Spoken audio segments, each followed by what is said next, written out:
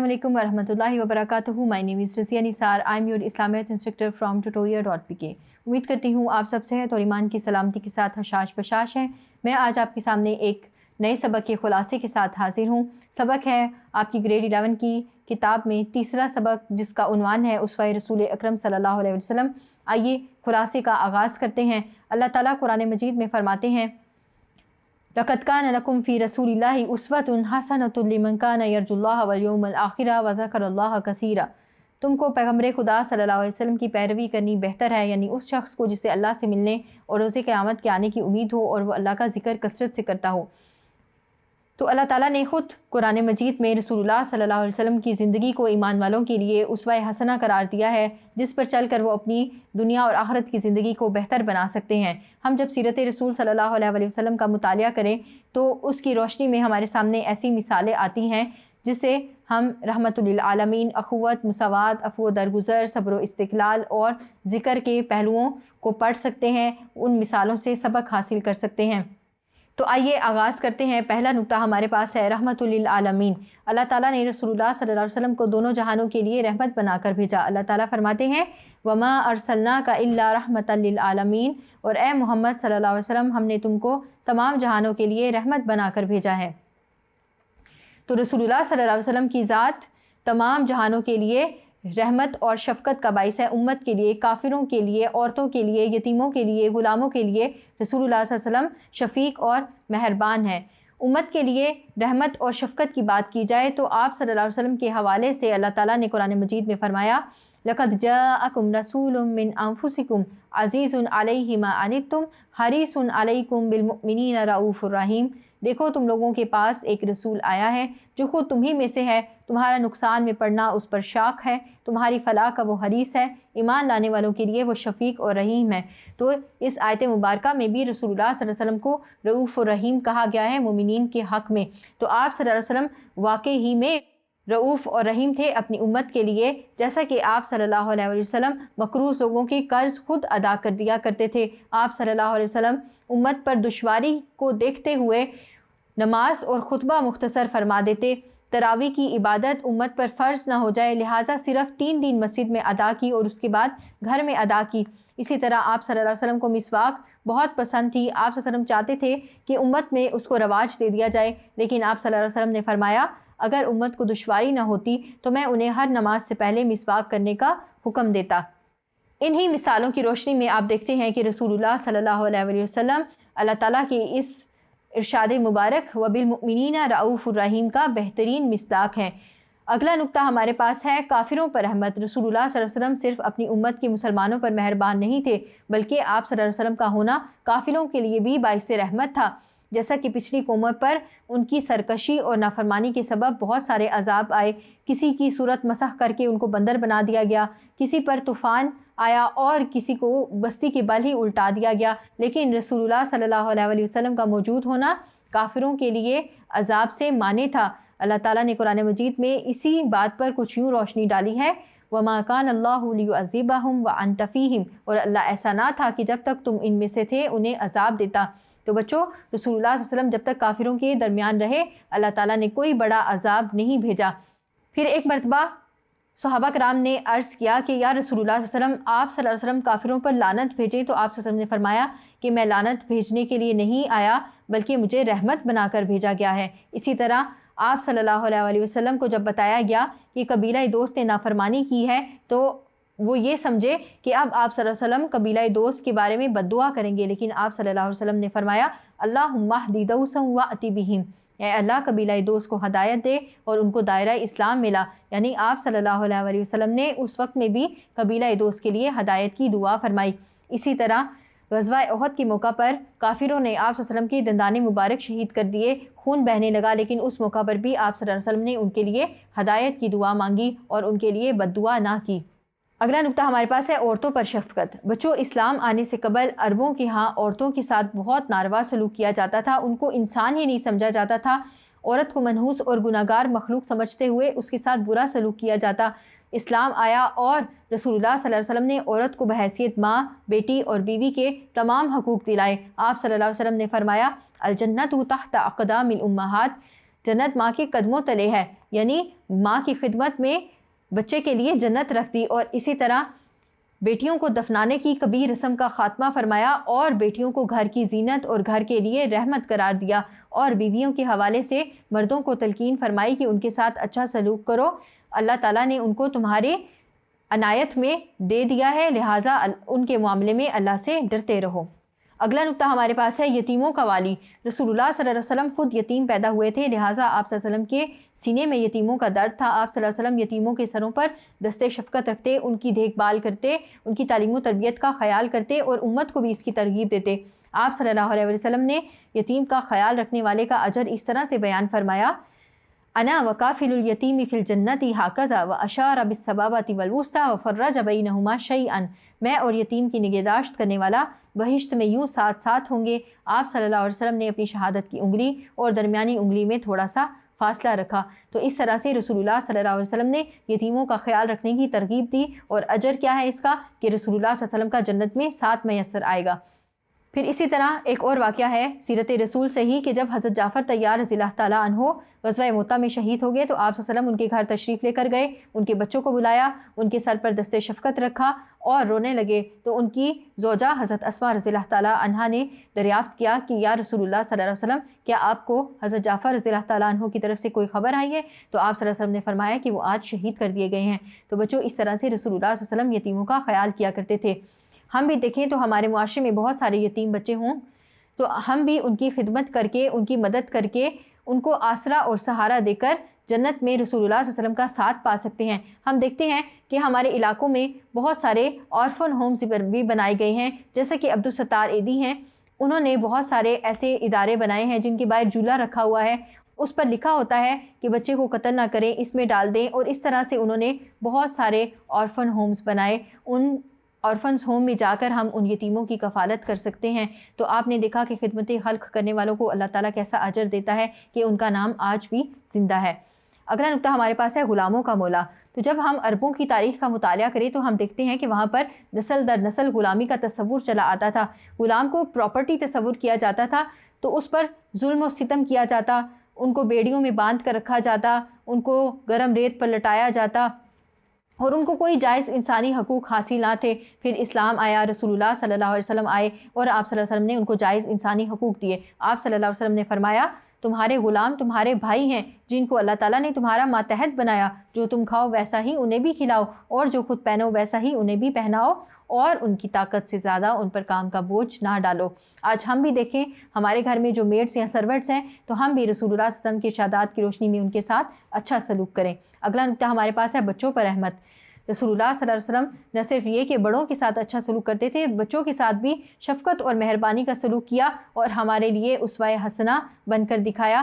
رسول اللہ صلی اللہ علیہ وسلم جب باہر جاتے تو بچوں سے خود سلام کرتے، ان کے سروں پر دست شفقت رکھتے، ان کو اپنے ساتھ سواری میں بٹھا لیا کرتے۔ ایک مرتبہ رسول اللہ صلی اللہ علیہ وسلم حضرت حسن سے پیار کر رہے تھے کہ ایک صحابی اقرا بن حابس تمیمی بھی آپ صلی اللہ علیہ وسلم کے پاس موجود تھے، کہنے لگے کہ میرے 10 بچے ہیں لیکن میں نے کبھی کسی سے یوں پیار نہیں کیا۔ تو آپ صلی اللہ علیہ وسلم نے فرمایا من لا یرحم لا یرحم، جو شخص رحم نہیں کرتا اس پر رحم نہیں کیا جاتا۔ تو بچوں، ہم جب رسول اللہ صلی اللہ علیہ وسلم کی سیرت کا مطالعہ کرتے ہیں تو ہم دیکھتے ہیں کہ آپ صلی اللہ علیہ وسلم کو اپنے نواسوں حضرت حسن رضی اللہ تعالیٰ عنہ اور حضرت حسین رضی اللہ تعالیٰ عنہ سے بے پناہ محبت تھی، تو ہم بھی بچوں سے اسی طرح لاڈ پیار کا معاملہ کریں۔ اگلا نقطہ ہے جانوروں پر رحمت۔ رسول اللہ صلی اللہ علیہ وسلم نہ صرف یہ کہ انسانوں پر مہربان تھے، آپ صلی اللہ علیہ وسلم کی رحمت اتنی وسیع تھی کہ آپ صلی اللہ علیہ وسلم جانوروں پر بھی مہربان تھے۔ آپ صلی اللہ علیہ وسلم نے جانوروں کے ساتھ حسن سلوک کی ترغیب دی، اور آپ صلی اللہ علیہ وسلم کی سیرت سے ایک واقعہ ملتا ہے کہ ایک مرتبہ ایک اونٹ نے شکایت کی تھی کہ میرا مالک مجھ پر بہت بوجھ ڈالتا ہے، تو آپ صلی اللہ علیہ وسلم نے اس کے مالک کی سرزنش کی۔ تو ہمیں بھی چاہیے کہ ہم اپنے گھر میں موجود یا آس پاس میں جو ہماری کسٹڈی میں جانور ہیں ہم ان کا خیال رکھیں، دھوپ چھاؤں بارش سے ان کو بچائیں۔ بچوں، اگلا نقطہ ہمارے پاس ہے اخوت کا۔ اخوت سے کیا مراد ہے؟ اخوت سے مراد ہوتا ہے بھائی چارہ، جیسا کہ عربی میں اخن سے مراد ہوتا ہے بھائی۔ تو بھائی چارہ سے مراد یہ ہے کہ آپ اپنے معاشرتی تعلقات میں آپس میں ایک دوسرے کے ساتھ بھائی چارے کا سلوک کریں، برابری کا سلوک کریں اور ایک دوسرے کا خیال کریں۔ اس حوالے سے جب ہم عرب کی تاریخ کا مطالعہ کریں تو ہم دیکھتے ہیں کہ وہاں پر جنگ و جدل تھا، لوگ آپس میں ہر وقت جھگڑتے رہتے تھے۔ پھر اسلام آیا اور اس نے باہمی محبت کا، بھائی چارے کا درس دیا، تو دشمنوں کی عداوت دوستی میں بدل گئی، نفرت محبت میں بدل گئی، تو اس طریقے سے اسلام نے بھائی چارے کا ایسا عظیم الشان درس دیا کہ جس کی مثال کسی اور مذہب میں نہیں ملتی۔ پھر جب ہم سیرت رسول صلی اللہ علیہ وسلم کا یا اسلامک ہسٹری کا مطالعہ کریں تو ہم مواخات مدینہ کے سلسلے میں ایک عظیم الشان بھائی چارے کی مثال دیکھتے ہیں کہ رسول اللہ صلی اللہ علیہ وسلم نے ایک انصار کا ہاتھ ایک مہاجر کے ہاتھ میں پکڑا کر ان کو بھائی چارے کے رشتے میں باندھ دیا۔ اللہ تعالیٰ قرآن مجید میں فرماتے ہیں انما المؤمنون اخوۃ فاصلحوا بین اخویکم واتقوا اللہ لعلکم ترحمون، مومن تو آپس میں بھائی بھائی ہیں، تو اپنے دو بھائیوں میں صلح کرا دیا کرو اور اللہ سے ڈرتے رہو تاکہ تم پر رحمت کی جائے۔ تو بچوں، بھائی چارے کا جو رشتہ ہے، جو بھائی چارے کا وصف ہے، اس کی ترغیب ہمیں قرآن مجید سے بھی ملتی ہے اور سنت مطہرہ صلی اللہ علیہ وسلم سے بھی ملتی ہے۔ اگلا نقطہ ہمارے پاس ہے مساوات۔ مساوات سے کیا مراد ہے؟ مساوات سے مراد ہوتا ہے برابری۔ جیسا کہ ہم کہتے ہیں کسی چیز کو دو مساویانہ حصوں میں تقسیم کرنا، یعنی برابر حصوں میں تقسیم کرنا۔ مساواتی انسانی سے یہ مراد ہے کہ تمام انسان آپس میں برابر ہیں، کسی کو دوسرے پر فوقیت حاصل نہیں ہے، کوئی کسی کو خود دوسرے سے مقدم نہ سمجھے، خود کو کسی دوسرے پر برتر نہ سمجھے اور دوسرے کو خود سے کمتر نہ سمجھے۔ رسول اللہ صلی اللہ علیہ وسلم نے خطبہ حجۃ الوداع کے موقع پر فرمایا تھا، اے لوگو، تم سب کا پروردگار ایک ہے اور تم سب کا باپ آدم ایک ہی ہے، پس کوئی فضیلت نہیں عربی کو اجمی پر، اجمی کو عربی پر، سرخ کو کالے پر، کالے کو سرخ پر، سوائے تقویٰ کے۔ پھر ہم سیرت رسول صلی اللہ علیہ وسلم کا مطالعہ کریں تو مساوات انسانی کی بہت سی مثالیں ملتی ہیں، جیسے کہ رسول اللہ صلی اللہ علیہ وسلم نے اپنے خاندان میں سے اپنی پھوپھی کی بیٹی حضرت زینب رضی اللہ تعالیٰ عنہا کا نکاح اپنے آزاد کردہ غلام سے کیا۔ رسول اللہ صلی اللہ علیہ وسلم صحابہ کرام کے ساتھ فرش پر بیٹھ جایا کرتے تھے۔ آپ صلی اللہ علیہ وسلم کا مکان سادہ تھا، صحابہ کرام کے جیسا ہی تھا۔ آپ صلی اللہ علیہ وسلم کا اوڑھنا بچھونا کھانا پینا بھی صحابہ کرام رضوان اللہ علیہ مجمعین جیسا ہی تھا۔ اس کے ساتھ ہی کہ آپ صلی اللہ علیہ وسلم صحابہ کرام کے ساتھ غزوات میں شریک رہے، خندق کھودنے میں شریک رہے، مسجد قباء مسجد نبوی صلی اللہ علیہ وسلم کی تعمیر میں بھی ان کے شامل حال رہے۔ اگلا موضوع ہمارے پاس ہے صبر و استقلال۔ بچوں، صبر سے مراد ہوتا ہے روکنا یا برداشت کرنا، یعنی اپنے نفس کو قابو میں رکھنا۔ الصبر سے مراد ہوتا ہے کڑوی دوا، یعنی صبر کا پھل میٹھا ہوتا ہے لیکن صبر بذات خود ایک کڑوی چیز ہوتی ہے۔ آپ نے مصائب میں، مشکلات میں، خطرات میں خود اپنے نفس کو کنٹرول میں رکھنا ہوتا ہے، بدگمانی نہیں کرنی ہوتی، ریئیکٹ نہیں کرنا ہوتا۔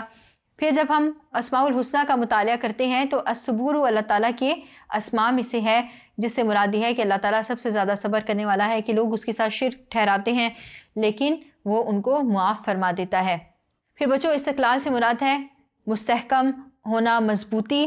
صبر و استقلال سے یہ مراد ہے کہ آپ نے مضبوطی کے ساتھ حق بات پر جمے رہنا ہے۔ اخلاق کی مضبوطی، اخلاق کی بلندی، ثابت قدمی، یہ تمام باتیں صبر و استقلال کا حصہ ہیں۔ اللہ تعالیٰ قرآن مجید میں فرماتے ہیں وَاصْبِرْ عَلَىٰ مَا أَصْوَابَكَ، اور جو مصیبت تجھ پر واقع ہو اس پر صبر کر۔ اس کے ساتھ ساتھ اللہ تعالیٰ نے قرآن مجید میں یہ فرمایا ہے کہ اللہ تعالیٰ صبر کرنے والوں کے ساتھ ہے، إِنَّ اللَّهَ مَعَ الصَّابِرِينَ، کہ بے شک اللہ صبر کرنے والوں کے ساتھ ہے۔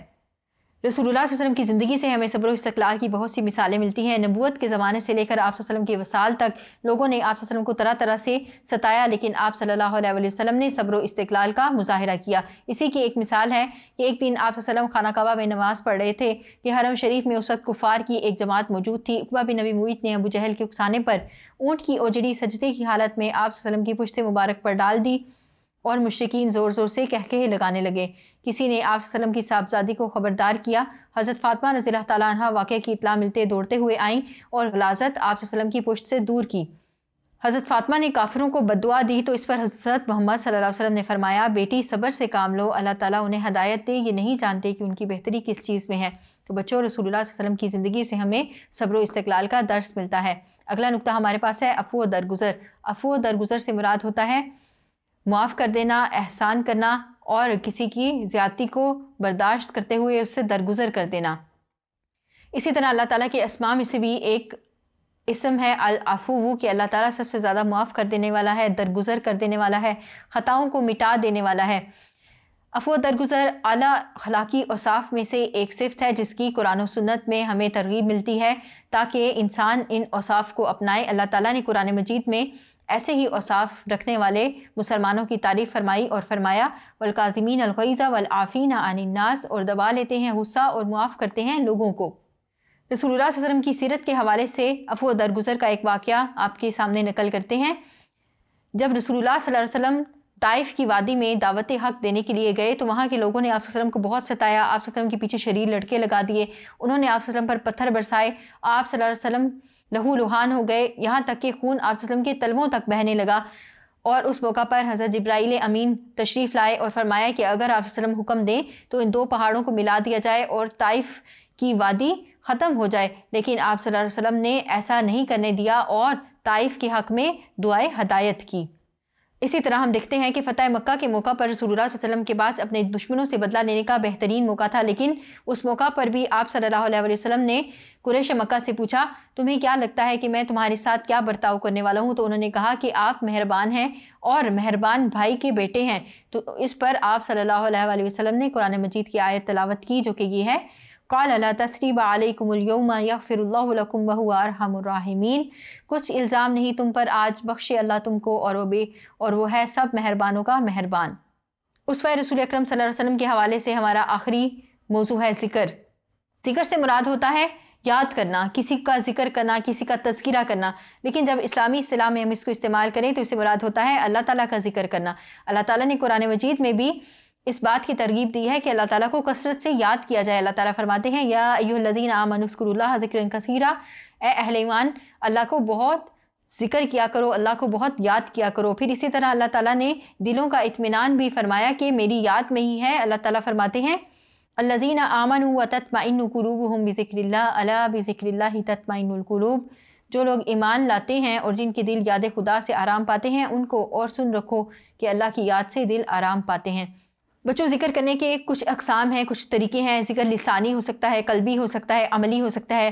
لسانی ذکر یہ ہے کہ انسان اپنی زبان سے اللہ کے اسم کا ورد کرے، اللہ کا ذکر ایسے کرے کہ جیسا کہ ہمیں مسنون اذکار کے ذریعے بھی پتہ چلتا ہے کہ کلمہ طیبہ پڑھ لیا، کلمہ شہادت، کلمہ تمجید، کلمہ چہارم، اور اسی طرح سے جو اللہ تعالیٰ کی تسبیحات ہیں جیسے سبحان اللہ و بحمدہ سبحان اللہ العظیم، تو ان تسبیحات کا ورد کر لیا جائے۔ قلبی ذکر یہ ہے کہ اگر زبان سے ذکر نہیں بھی کیا جا رہا ہے تو قلب جو ہے وہ اللہ کے ذکر سے غافل نہ ہو، اس کی ایک صورت مراقبہ بھی ہو سکتی ہے۔ پھر اس کے ساتھ ساتھ عملی ذکر کی بہترین شکل نماز ہے، اور اسی نسبت سے نماز کو دین اسلام کے ارکان میں سب سے پہلا درجہ حاصل ہے۔ رسول اللہ صلی اللہ علیہ وسلم کے ذکر اور آپ صلی اللہ علیہ وسلم کے اذکار کا اور آپ صلی اللہ علیہ وسلم کی عبادات کا مطالعہ کیا جائے تو اس حوالے سے ہمارے سامنے ایک روایت ہے۔ ام المؤمنین حضرت عائشہ رضی اللہ تعالیٰ عنہا روایت کرتی ہیں کہ رسول اللہ صلی اللہ علیہ وسلم رات کو اتنی دیر تک کھڑے ہو کر عبادت کیا کرتے کہ آپ صلی اللہ علیہ وسلم کے پائے مبارک میں ورم آ جاتا۔ ایک مرتبہ میں نے عرض کیا یا رسول اللہ صلی اللہ علیہ وسلم، آپ صلی اللہ علیہ وسلم کے لیے اللہ تعالیٰ نے جنت لکھ دی ہے، پھر آپ اتنی مشقت کیوں برداشت کرتے ہیں؟ تو رسول اللہ صلی اللہ علیہ وسلم نے ارشاد فرمایا کیا میں اللہ تعالیٰ کا شکر گزار بندہ نہ بن جاؤں؟ تو بچوں ذکر کے فضائل میں ہے کہ اگر کوئی اللہ کا شکر گزار بندہ بننا چاہتا ہے تو اس کو چاہیے کہ اللہ تعالیٰ کو کثرت سے یاد کرے۔ پھر کچھ مسنون اذکار بھی ہیں جو کہ روایات سے ہمیں پتہ چلتے ہیں، حدیث کے ذریعے ہم تک پہنچتے ہیں۔ ان میں سے ایک حدیث مبارکہ ہے افضل الذکر لا الہ الا اللہ، کہ بہترین ذکر لا الہ الا اللہ ہے، اور اسی طرح تسبیحات فاطمہ بھی بہترین ذکر میں شمار ہوتی ہیں جو کہ ہے 33 مرتبہ سبحان اللہ، 33 مرتبہ الحمدللہ اور 34 مرتبہ اللہ اکبر، اور اس کے ساتھ ساتھ سبحان اللہ و بحمدہ سبحان اللہ العظیم بہترین اذکار میں شمار کیا جاتا ہے۔ تو بچوں یہ تھا آپ کے سبق کا خلاصہ جو ہم نے آپ کے سامنے پیش کیا۔ امید کرتی ہوں آپ کو سمجھ آ گئی ہوگی۔ اگلے سبق کے خلاصے کے ساتھ آپ کے سامنے پھر حاضر ہوں گی، تب تک کے لیے tutorial.pk سے اپنی اسلامیات انسٹرکٹر رضیہ نثار کو اجازت دیجیے۔ السلام علیکم ورحمۃ اللہ۔